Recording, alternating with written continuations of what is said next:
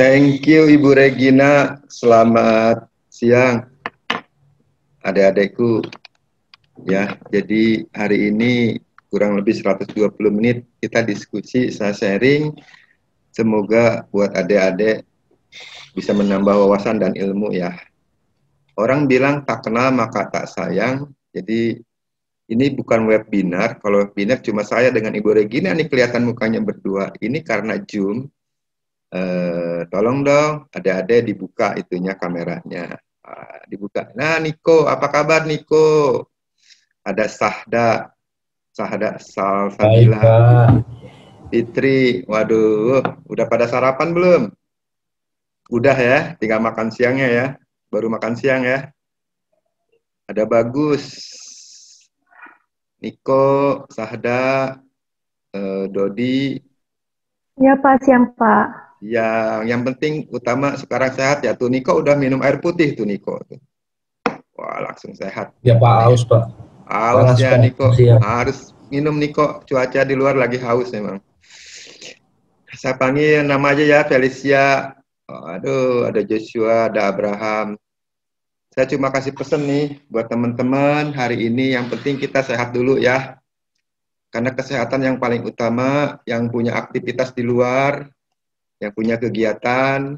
Ya, sekarang PSBB lagi di Jakarta, kadang-kadang pola kita bisa berubah nih.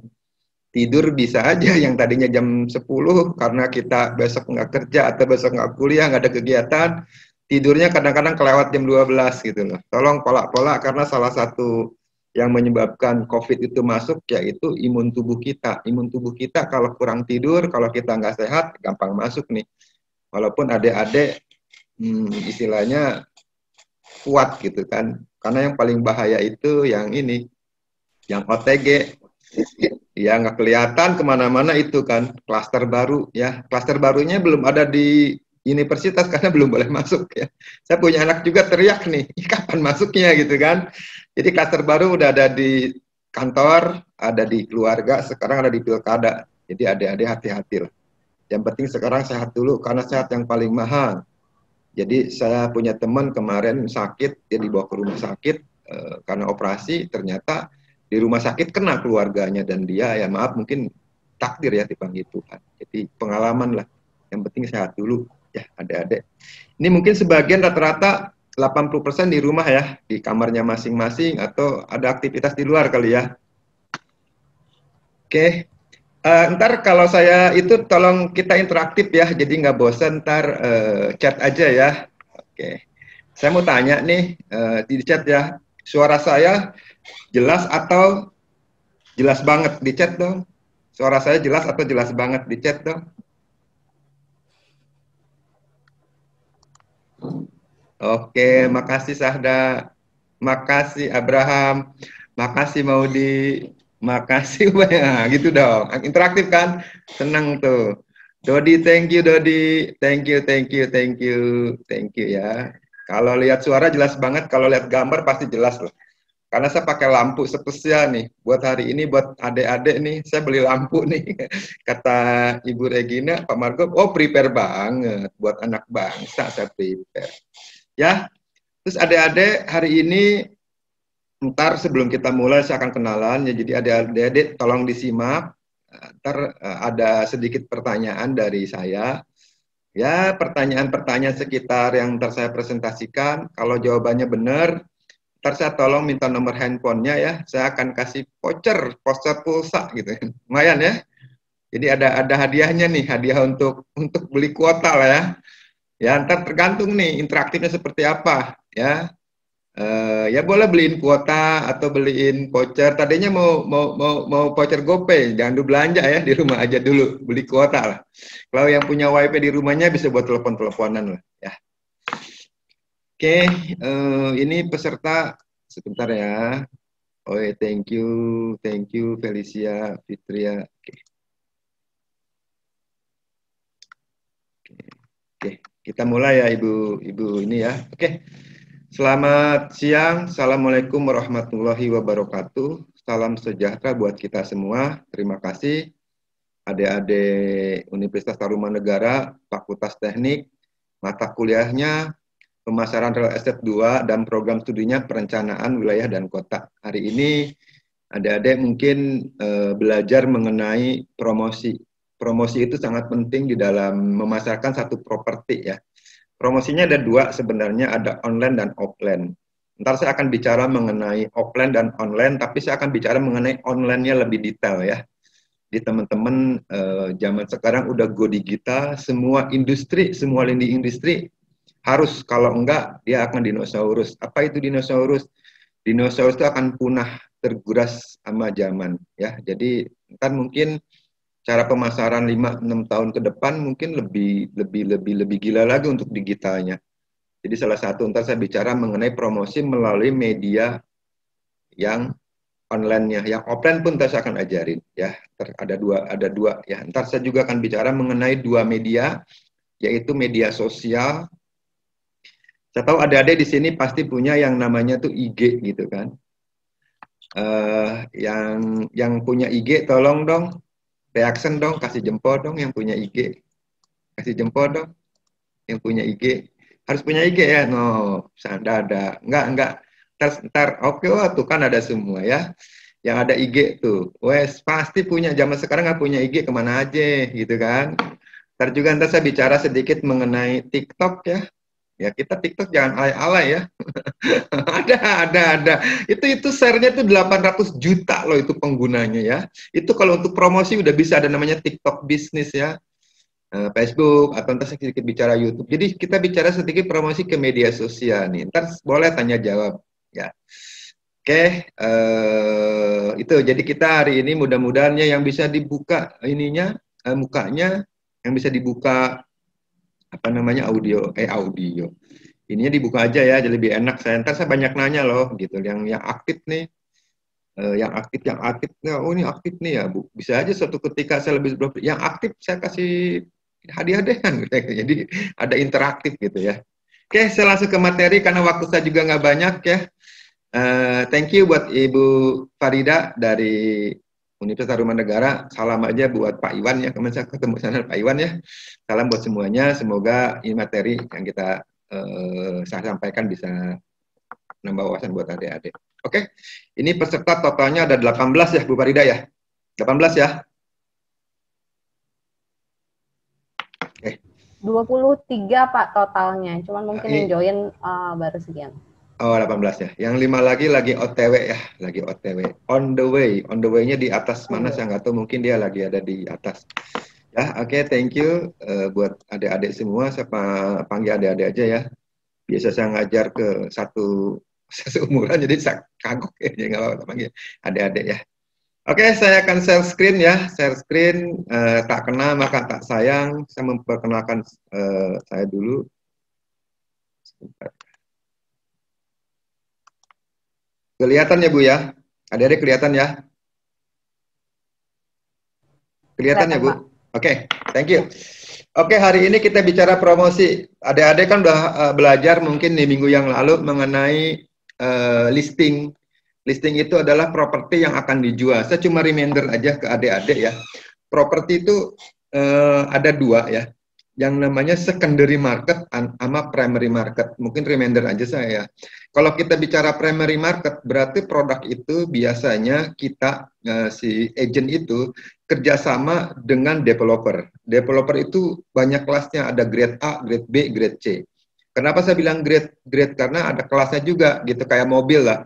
Kalau kita bicara Toyota kan ada kelasnya juga. Yang mahal tuh apa? Misalnya ada Alphard-nya. Alphard tuh ada tipenya juga. Mungkin ada Fortuner. Yang paling murahnya mungkin ada Avanza-nya. Sama developer juga ada grade A, grade B, grade C. Ya, kenapa saya bilang grade A tuh mungkin developer yang besar nih. Suatu ketika adik-adik lulus bisa aja adik-adik join juga ke developer besar tersebut. Ada namanya Agung Podomoro, ada namanya Sumarekon, ada namanya Ciputra Group. Nah, seperti itu. Ini developer yang besar, memang skalanya dia membangun kota biasanya kalau developer besar. Ada juga developer yang saya anggap yang C ya. Yang C itu bisa aja dia bikin klaster. Misalnya dia punya tanah 5.000 meter, dia bangun 20 rumah, punya tanah misalnya 1 hektar, dia bangun misalnya klaster yang kecil. Itu developer yang kecil. Developer itu banyak. Jadi developer itu tentunya kalau dia memproduksi properti atau menjual properti, Nah, dia bisa kerjasama dengan kita nih, dengan broker propertinya. Ya, terutama kerjasama dengan broker properti yang udah ada di asosiasi di Arebi. Ya, jadi developer-developer itu memasarkan itu sekarang itu pasti memakai kita. Nah, developer itu ada dua ya. Dia bisa memasarkan dia punya sendiri namanya in-house. In-house itu artinya dia sendiri punya tim marketingnya. Biasanya kalau in-house itu di rumah contohnya, atau kalau dia jual apartemen ya ada di show unitnya. Atau developer memakai jasa agent properti. Rata-rata sekarang 80% developer itu udah memakai jasa broker properti. Jadi di industri broker properti itu semakin hari semakin maju. Ya, itu yang primary market. Nah, kalau kita bicara yang secondary market, adik-adik, itu kita jual properti, berarti itu barang yang udah punya orang dijual sama kita. Kalau saya analogikan kayak handphone lah. Kalau yang primary itu handphone baru. Biasanya kalau jual handphone, kita mau beli yang baru, dia kan daminya doang atau kardusnya doang kalau kita ke toko handphone. Tapi kalau kita beli handphone yang second, ya kita kan di etalasenya pasti ada tuh handphonenya kan. Sama. Kalau kita jual secondary market, biasanya barangnya udah dipakai sama orang, jadi barang second. Nah, kalau kita bicara properti, adik-adik, properti itu bukan hanya rumah, properti itu banyak banget jenisnya. Ya, ada ruko, ada ruang usaha, ada apartemen, ada kapling, ada gudang, ada pabrik, bahkan ada pulau gitu loh. Jadi properti itu luas jangkauannya. Ya, jadi ada yang kita mau promosikan tuh apa? Apakah kita yang primary market, ataukah kita yang secondary market? Itu ya saya flashback sedikit ke belakang lah. Ntar yang kemarin udah belajar mungkin di Ibu Medi, yaitu mengenai listing. Jadi listing itu kerjasama nih dengan yang punya properti tersebut. Kalau dengan developer biasanya kerjasama dengan kantornya secara PT dan PT. Jadi boleh masarkan di dalam satu kantor itu misalnya ada 20 marketing. Tapi kalau misalnya individu nitip, misalnya dia nitip rumah atau nitip ruko atau nitip apartemen, biasanya per marketingnya kerjasama, namanya ngelisting. Listingnya kan ada beberapa jenis ya, kemarin diterangin ya, saya cuma reminder aja. Jadi setelah barang itu kita punya, setelah kita pegang, mau diapain sih? Tentunya kan salah satunya harus dipromosikan.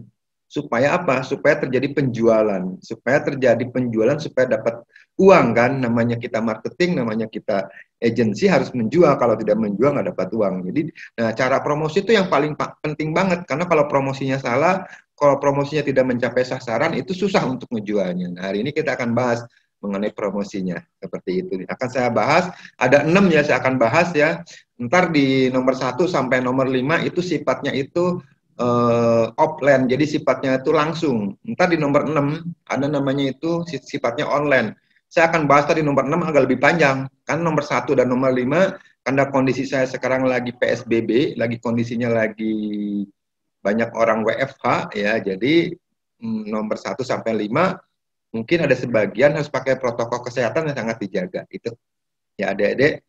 Tak kenal maka tak sayang. Jadi tadi saya udah banyak nyerocos. Salam ke teman-teman nih ya, ada 20 yang ada di sini ya. Baru 18 ya, mungkin udah tambah ya. Jadi saya kenalan dulu nih ke adik-adik nih ya. Oke, nah ini foto saya. Muka saya dengan foto saya nggak beda jauh ya. Jadi saya nggak dimanipulasi ya mukanya ya, tetap ya. Jadi nama saya Margo Kusiono. Kalau lihat namanya tuh pakai O itu berarti saya dari Jawa gitu kan. Dari Jawa Sunda ya. Jadi saya di industri ini udah 17 tahun. Oke, saya praktisi pemasar properti. Memang saya dasarnya dari bawah dulu jadi marketing, dari marketing jualan properti sampai sekarang saya mempunyai satu perusahaan ya. Dan saya di Arebi diamanahkan menjadi ketua bidang humas DPP Arebi, humas hubungan masyarakat ya, promosi-promosi lah ya. Jadi DPP Arebi, Dewan Pimpinan Pusat, jadi udah mencakup seluruh Indonesia ya. Kan ada DPC, Dewan Pimpinan Cabang, ada DPD, Dewan Pimpinan Daerah. Ini DPP, Dewan Pimpinan Pusat. Dan saya adalah member broker Century 21 Prioritas. Member broker itu disebutnya juga, bisa juga owner atau principal. Kalau di broker yang namanya Rywet atau Australia, Rywet, Western atau profesional itu namanya principal. Nah, kalau di bendera yang keamerikaan, yang era atau yang Coldwell Banker, Remake itu disebutnya member broker, itu owner pemilik dari Century 21 Prioritas yang ada di Cempaka Putih, kantor saya, Jakarta Pusat ya. Boleh kalau ada yang mau main-main boleh ya. Terus saya juga ditunjuk sebagai komite edukasi dari Senturi 21 Indonesia. Ya, jadi kalau mengenai edukasi dari Senturi 21 Indonesia saya ditunjuk nih ya di bendera saya. Dan terakhir adik-adik saya mencap diri saya konten kreator. Kenapa? Saya memberanikan diri jadi konten kreator karena saya banyak video-video mengenai properti. Jadi saya punya link YouTube juga, ntar tolong di subscribe ya. Karena banyak di situ ntar ada belajar mengenai ketinggian lantai bangun KDB, KLH, terus ada kelas-kelasnya R1, R2, R3, R4, R5. Ini berapa boleh dibangun? Ini lebar jalan ini berapa dipotong jalan, ada di situ. Banyak hal yang saya di video-video saya belajar untuk memberikan edukasi lah, karena kan sekarang orang kalau ada apa-apa kan tinggal buka YouTube. Jadi seperti itu ya pengalaman di industri ini 17 tahun. Hari ini saya akan sharing nih ke adik-adik nih mengenai materi saya. Jadi hari ini saya dikasih apa? Dikasih tugas untuk bilang promosi ya. Nah, promosi itu kan ada 6 ya. Saya akan bahas 5 dulu ya. Ntar kita akan buka sesi tanya jawab. Yang pertama spanduk atau papan tanda ya, yang kedua print material, yang ketiga iklan media cetak ya, iklan media cetak ya, ada media cetak itu bisa koran atau bisa juga majalah atau majalah kawasan ya. Yang keempat itu ini kenapa ya sebentar, pameran ya. Yang kelima itu lelang ya. Jadi jual properti itu bisa lewat pameran dan bisa buat lelang juga ya. Mungkin di lelang saya nggak terlalu detail membahas karena ada materi tertentu. Kalau di lelang ini panjang juga ya. Terus terakhir ini di iklan internet atau lewat media. Media saya bagi dua ya adik-adik. Ada media sosialnya, ada media propertinya, ada portal properti. Kalau kita bicara media sosial tuh ya adik-adik tahu lah, tadi ada Instagram, Facebook, ada TikTok, ya ada LinkedIn, ada juga Twitter ya. Sekarang lagi ngetren TikTok, bisa jualan kok di sana ya. Kalau ada punya followernya banyak, jadi selebgram istilahnya, boleh tuh ya. Jadi saya akan ngebahas 6 materi ini, tapi nomor 1 dan nomor 5 dulu saya akan bahas karena 1 dan 5 itu sifatnya itu offline ya. Jadi memang langsung karena kondisi kita sekarang lagi PSBB, lagi new normal ya. Jadi beberapa kebiasaan yang broker properti dilakukan mungkin sekarang lebih banyak ke digital. Sama seharusnya kan saya juga bisa ngajar ke adik-adik ketemu nih di kelas sana kan, karena lagi kondisi begini jadi kita ketemunya lewat udara, lewat dunia maya, yaitu lewat Zoom. Ya. Oke, sebelum saya memulai ke yang tadi pertama ya, saya memang suka nggak langsung juga. Nah, sekarang pertanyaan saya, tolong dong dikasih di chat, terlalu kecepatan atau jelas atau oke. Ya, di chat dong. Terlalu cepat atau suaranya kedengaran atau apa? Kalau oke, kalau nggak chat kasih reaksi dong, kasih itu dong, jempol. Saya pengen ada reaksinya. Oke, jelas Pak. Thank you Maudi, thank you Merlin. Thank you Edwin, wah thank you Sahda 2 kali itu. Cukup jelas Pak, thank you ya. Nyalain dong, nyalain itunya kameranya. Pak kalau kameranya dinyalain kuotanya lebih gede Pak, makan kuota. Ntar makanya dengerin supaya masuk tak dapat kuis, dapat pulsa kan lumayan buat tambah kuota. Ya.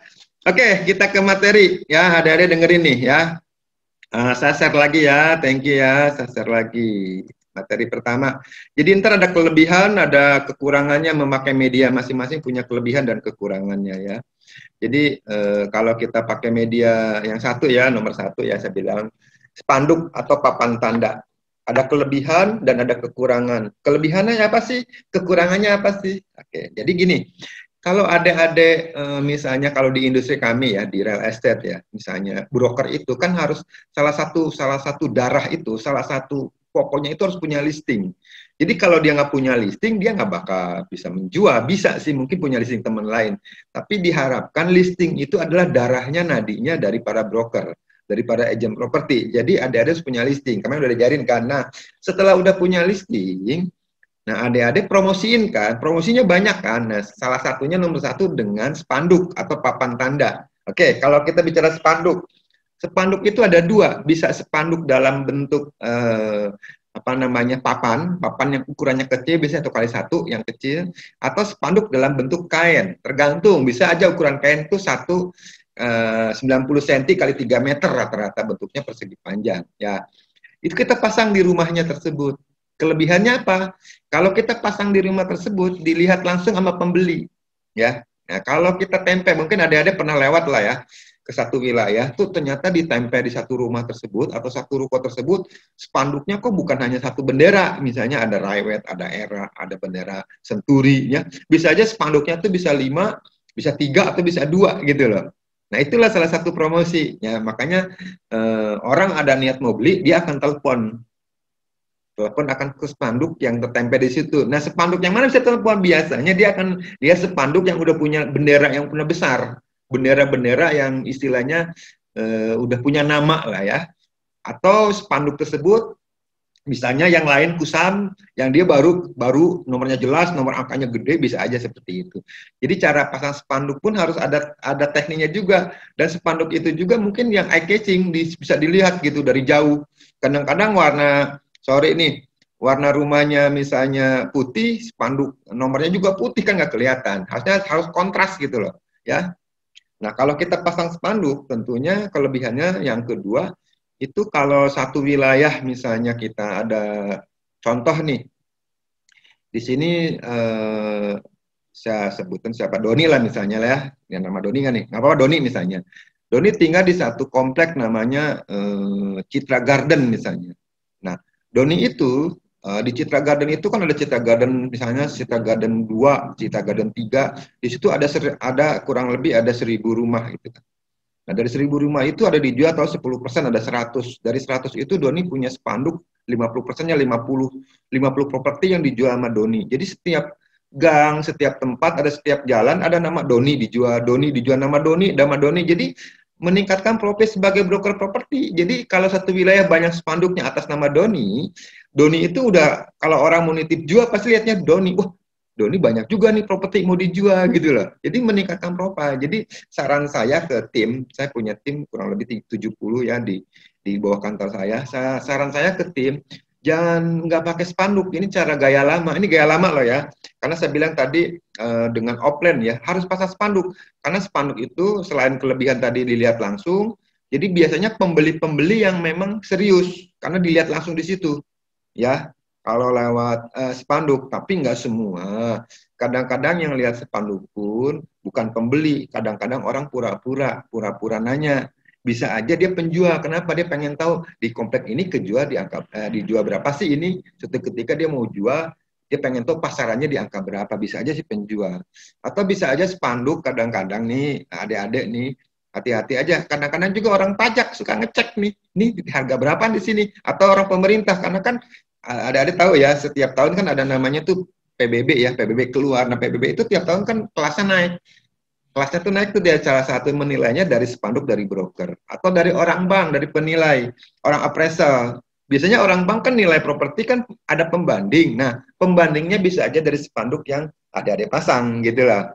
Jadi plus minus. Nah, kalau saya melihat pembeli 60%, 40% sisanya seperti itu tuh. Ada yang nanya doang atau ada kompetitor seperti itu. Semakin banyak spanduk, ada semakin bagus. Karena kenapa? Bisa meningkatkan profil sebagai broker properti itu kan. Makanya kalau punya properti dipasang spanduk. Nah, kekurangannya apa? Kekurangannya spanduk itu cukup lumayan loh harganya, gitu kan. Butuh biaya cetak dan pasang. Apalagi kalau kita percetakannya lama ya. Besok ownernya minta pasang spanduk karena cetaknya seminggu kelamaan, terus perlu pasang juga ya. Nah, cetak spanduk itu lumayan mahal loh, harganya tuh bisa 130 ribuan, ada 60, tergantung percetakannya ya. Ada ukuran kecil, ada 60 ribu, ada 100 ribuan tuh. Ya lumayan juga tuh untuk biaya promosi. Terus yang ketiga, kalau spanduk itu misalnya dipasangnya di rukonya itu gede, misalnya ukurannya 2 ruko gandeng, ukurannya 5x20 gitu kan. Terus di ruko itu tidak ada injekannya, di ruko itu rata gitu, tampak mukanya lurus gitu kan, harus kaca-kaca. Nah, itu susah tuh masang spanduknya tuh. Nah, itu juga harus diakalin. Makanya di saya di kantor ada office boy nih. Dia mau pasang di mana aja diakalin bisa tuh. Jadi kadang-kadang kekurangannya seperti itu. Dan salah satu kekurangan juga spanduk juga hati-hati ya. Saya nggak tulis di sini nih. Salah satunya yaitu kalau kita pasang spanduk kalau properti itu masih dihuni, kalau properti itu masih ditinggalin, terutama rumah ya. Kadang-kadang yang telepon bukan pembeli, bisa aja orang-orang tertentu, bisa aja ya niat-niatnya nggak benar, makanya hati-hati. Saran saya kalau pasang spanduk rumahnya masih dihuni, tolong dikoordinasikan dulu karena bukan pembeli, bisa aja orang-orang niatnya nggak baik. Itu ya. Tuh diingetin tuh kalau misalnya ini buat pelajaran juga nih, karena saya pernah kejadian juga pura-pura mau beli, ternyata dia nggak beli, dia ada sesuatu lah ya. Terus yang selanjutnya juga spanduk tuh bisa hilang atau copot ya. Ada daerah-daerah tertentu seperti di wilayah kami di Cempaka Putih, spanduk tuh umurnya cuma 2 hari atau 1 hari dicopot sama Satpol PP, nggak boleh. Dan spanduk di beberapa tempat satu wilayah pun harus izin juga ke kecamatan karena harus bayar pajak gitu kan. Dan spanduk-spanduk itu bisa hilang bisa diambil sama pemulung juga. Nah, kalau ditaruhnya di atas itu susah nih. Kalau spanduk ditaruhnya di bawah di pagar misalnya, besok-besok bisa nggak ada. Dulu pernah spanduk itu hilang. Ya, hilang, spanduknya dibikin ini sama pemulung, dibikin celana. Bisa kan? Ya. Jadi macam-macam ya. Jadi kekurangannya seperti itu. Maka kalau pasang spanduk diusahakan yang tidak terjangkau sama orang. Ya. Jadi nggak dicopot. Nah, ada beberapa daerah memang nggak boleh dipasang spanduk karena dicopot sama Satpol PP. Tapi ada beberapa wilayah tidak masalah, malah kadang spanduk itu sama kompetitor nih, adik-adik, kadang-kadang suka dilipat, jadi nomor kitanya kena angin gitu loh. Jadi pas mau dihubungi nomor kitanya kelipet, jadi kan kalau nomor salah satunya hilang atau nomornya salah kan nggak bisa dihubungin gitu loh. Jadi hati-hati. Jadi bisa copot, butuh biaya cetak juga kalau spanduk itu kekurangannya spanduk. Jadi setelah punya barang, kita salah satunya promosi dengan spanduk, dengan papan tanda. Ya, boleh dengan papan. Kalau papan mungkin ukurannya 1x1 aja ya, atau 60x60 lah. Kalau 1x1 juga boleh. Kalau kegedean juga papan kena angin bahaya.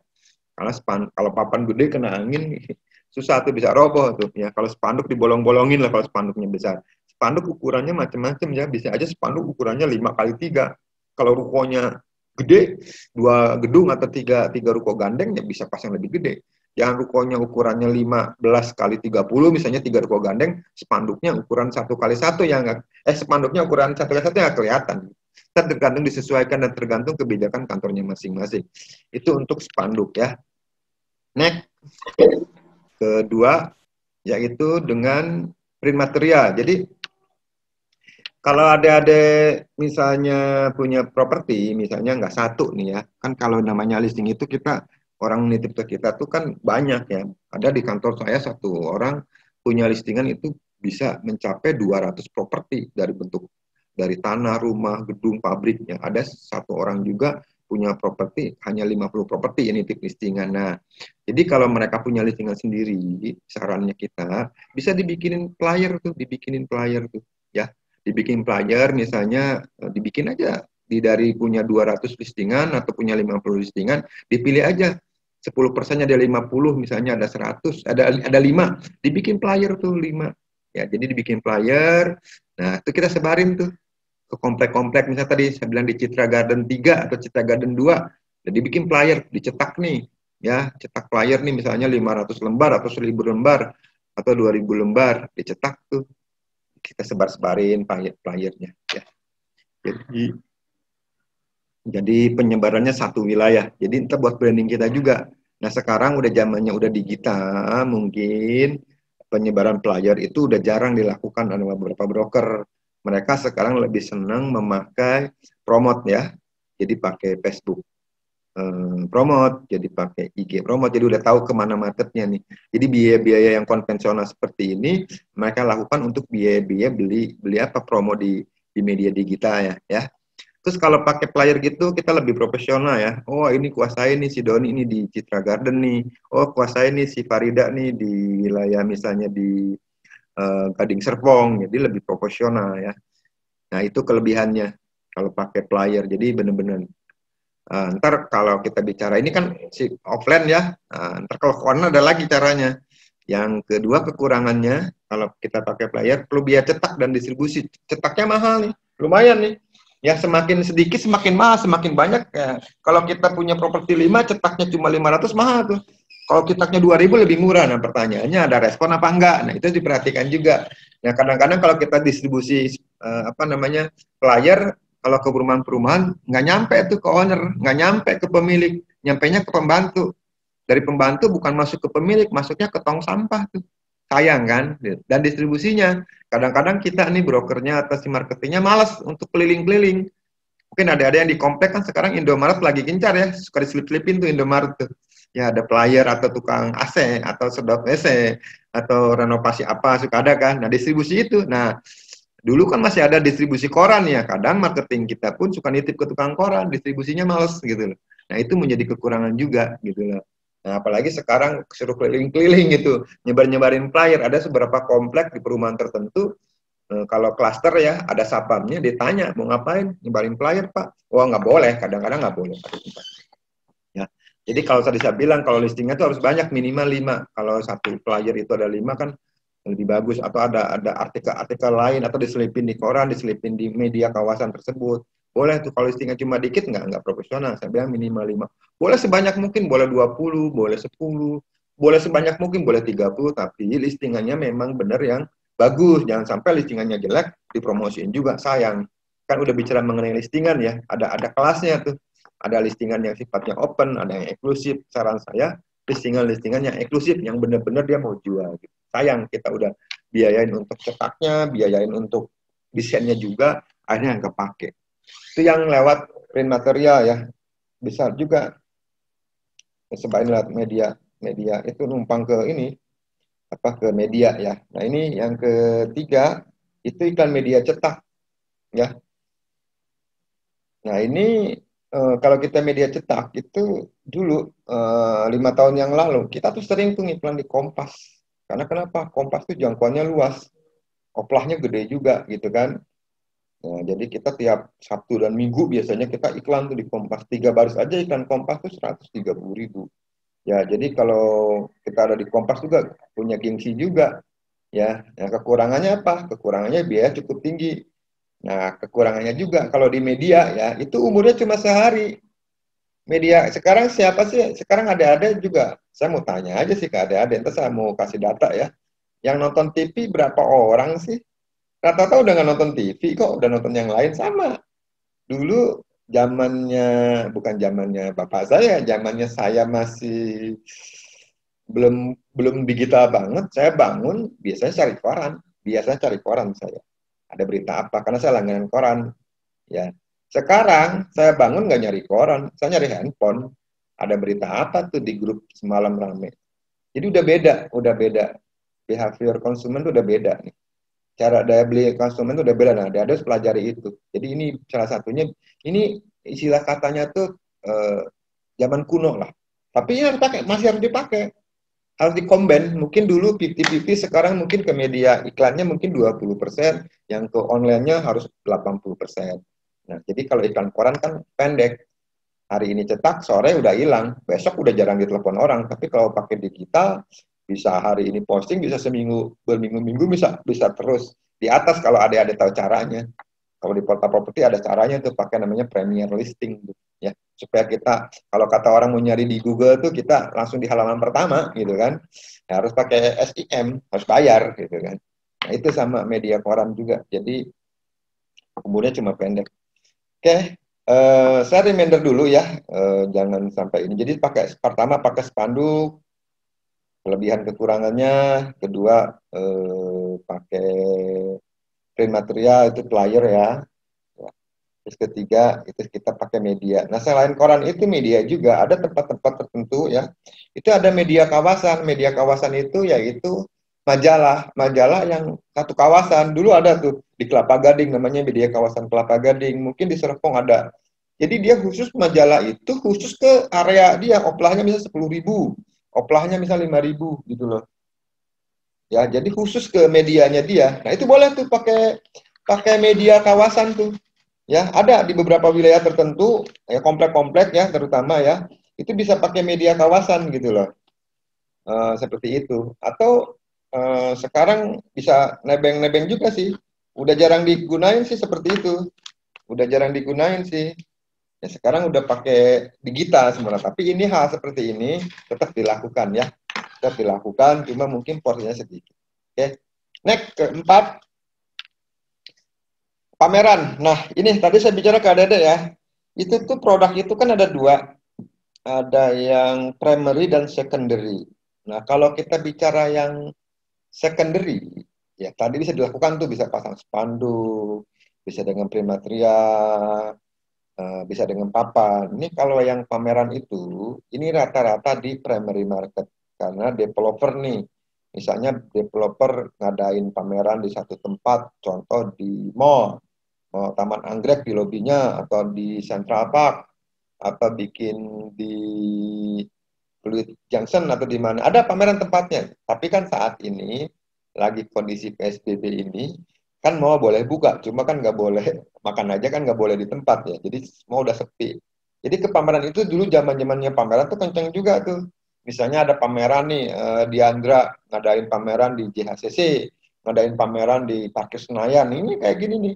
Dulu kan mungkin ada dia tahu ya, setiap tahun tuh ada namanya pameran otomotif. Jadi setiap tahun tuh otomotif, tahun ini mau ngetan ada tuh setiap tahun, setahun sekali biasanya. Suka ada juga di BSD itu, di ASBSD ya.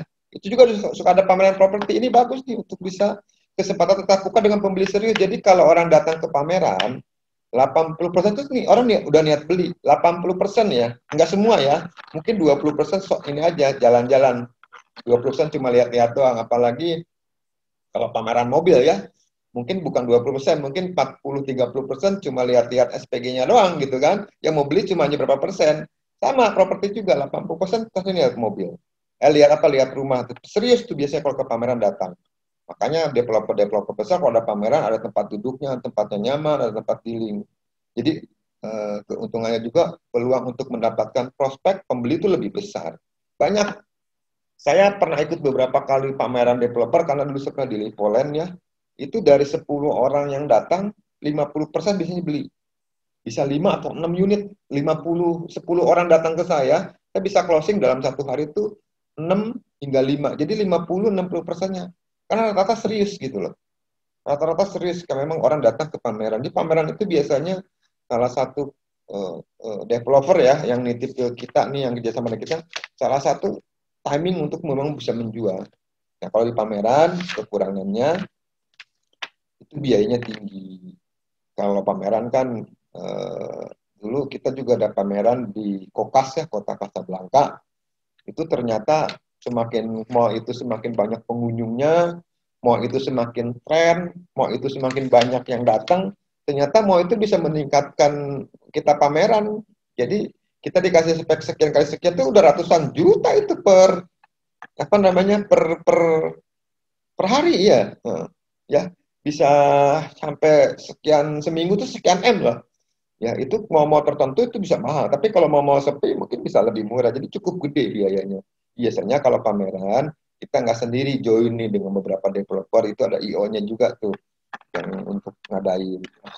Nah, kalau pameran juga ada perlu persiapan matang. Terus promosinya, endorse-nya, harus bikin agendanya.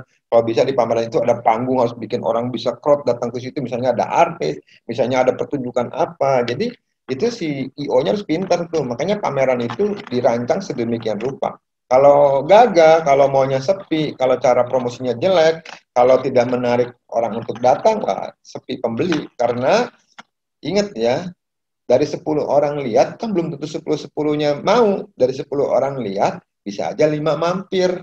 Dari 5 mampir, bisa aja 2 beli, atau 1 beli. Jadi, kalau yang lihatnya 100 orang, kan lebih gede kemungkinan. Kenapa orang harus lihat? Kalau orang itu tidak datang ke mall itu sepi, gimana mau jualan? Gitu lah. Jadi konsepnya seperti itu tuh adik-adik. Ya, dengan pameran tuh harus matang. Ya, perlu persiapan, perlu promosinya.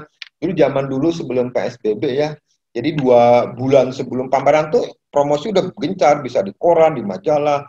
Kadang-kadang ada IO-IO tertentu, kalau memang itu pamerannya skala nasional, itu promosinya bisa di media televisi. Iklan di media televisi kan tahu sendiri, per menit aja udah berapa ratus juta gitu. Apalagi kalau prime time, waktunya waktu orang banyak nonton ya. Nah, sekarang biaya-biaya pameran itu, biaya-biaya iklan itu, sekarang developer kayak broker properti kayak sekarang dilarikan ke biaya online-nya, promosi di online-nya.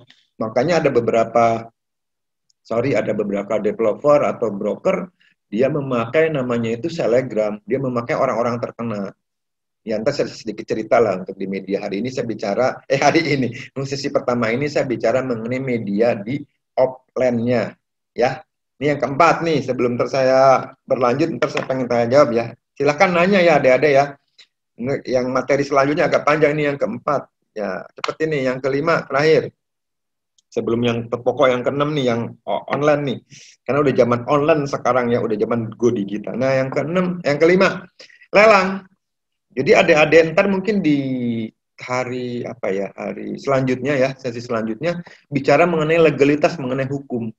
Mengenai hukum itu pemindahan hak. Jadi ada surat ya, ada hak milik, HGB, ada HPL, terus ada biaya pajaknya berapa, terus kalau surat AJB itu apa, PPJB itu apa, ntar ada di bagian materi di legalnya ya.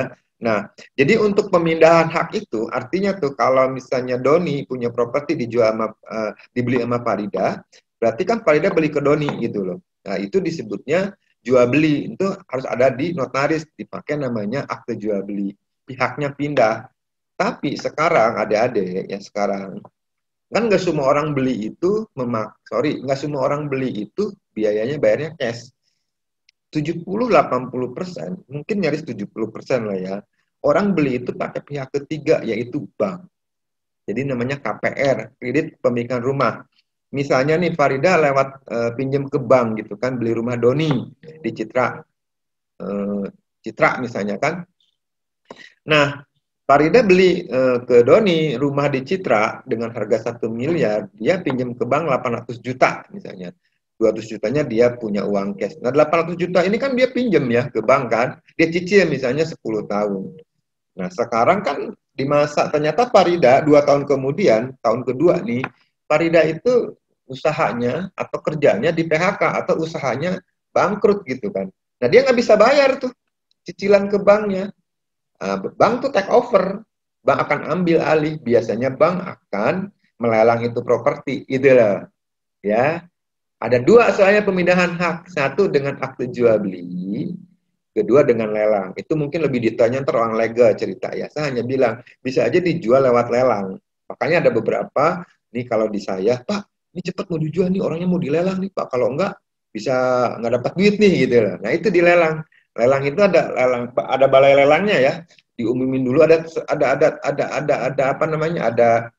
Ada SOP-nya lah, ada standarnya, saya nggak bahas di sini ya, diumumin dulu di media, ada caranya harus seperti apa ya. Jadi biasanya kalau orang ikut lelang nih, calon pembelinya serius, terseleksi, memang benar dia mau beli itu.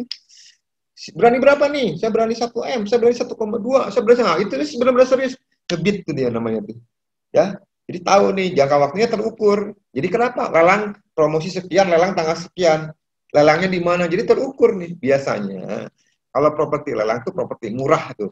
Banyak juga lah istilahnya kalau kita bicara mengenai lelang, plus minus lah, saya nggak bahas di sini ada. Tapi dengan lelang itu calon pembeli terseleksi, jangka waktu pemasaran terukur. Kelebihannya, kekurangannya apa? Penawaran tertinggi yang didapat belum tentu keinginan vendor. Jadi lelang itu kan dari harga terendah dulu nih. Misalnya harga 1M. Inginnya vendor tuh 2 miliar, dibuka 1M, ternyata paling mentok penawaran tuh 1,5. Bisa aja itu tidak sesuai dengan harapan. Ya, atau bisa aja keinginannya 2 miliar, bisa aja jadi 3 miliar. Bisa, tapi tergantung. Biasanya lelang itu harganya rata-rata nih properti-properti yang harganya miring. Ya, dan gawat juga kalau lelang itu misalnya sepi peminat, dia dalam satu tempat mau dilelang nih, misalnya ada 10 properti atau 20 properti, tapi peminatnya sepi. Ya sama kalau adik-adik mau makan ke restoran, misalnya ada lagi keluar kota, ya kan lapar nih, ada 2 restoran, yang satu, adik-adik nggak tahu nih di restoran itu enak apa enggak kan, yang satu parkir mobilnya banyak, yang satu parkir mobilnya cuma hanya 1 atau 2 mobil. Yang ada pikirkan kan pasti yang parkirnya banyak dong, pasti enak nih makanan, tapi kan belum tentu. Sama. Kalau di dalam satu ruangan dimulai lelang-lelangnya sepi, yang orang minat jadi mikir, ini bagus nggak ya propertinya? Ini gimana ya? Jadi bahaya nih. Makanya salah satu adik-adik sekolah di Untar nih untuk bagian promosi di perencanaan wilayah, suatu ketika adik-adik jadi developer, suatu ketika adik-adik kerja di pemerintahan, bagaimana mengelola satu kota, salah satu yang pokok itu adalah promosi. Kalau promosinya kita salah, promosinya tidak sampai ke tujuan, itu bisa bahaya. Bisa nggak bakal rame. Developer pun sama, kalau promosinya asal-asalan, ya promosinya tidak masuk ke sasaran, itu nggak bakal kejual, gitu lah ya. Jadi promosi sangat penting sekali, seperti itu. Jadi sebelum saya berlanjut nih, ini sekitar 20 menit tadi saya nyerocos ya. Karena kalau saya ngomong terus ntar jamnya jam ngantuk, ntar ada cuma dengerin doang nih, sayang ya. Jadi saya agak cepetin nih nomor 1 dan 5. Ntar kita bicara ke digitalnya. Promosi sekarang kelewat ke media digital soalnya ya. Jadi saya reminder lagi ya, kita ada 5, ada 6 sebenarnya yang terakhir kita bahas sesi spesial. Yang pertama spanduk dengan papan tanda, yang kedua dengan print material ya, bisa e-player ya, terus yang ketiga dengan iklan media cetak ya, bisa juga koran atau media kawasan atau majalah, yang keempat dengan pameran biasanya ini primary ya, secondary juga pernah pameran tapi lebih condong ke primary market. Yang kelima bukan terakhir ya, yang kelima dengan lelang ya. Tuh ada 5. Jadi kita sebelum ke 6 ya, sebelum ke 6 materi ini ya. Wis, udah banyak chat ya. Sebelum ke 6 materi ini saya akan buka pertanyaan, saya akan buka diskusi. Seperti itu adik-adik ya.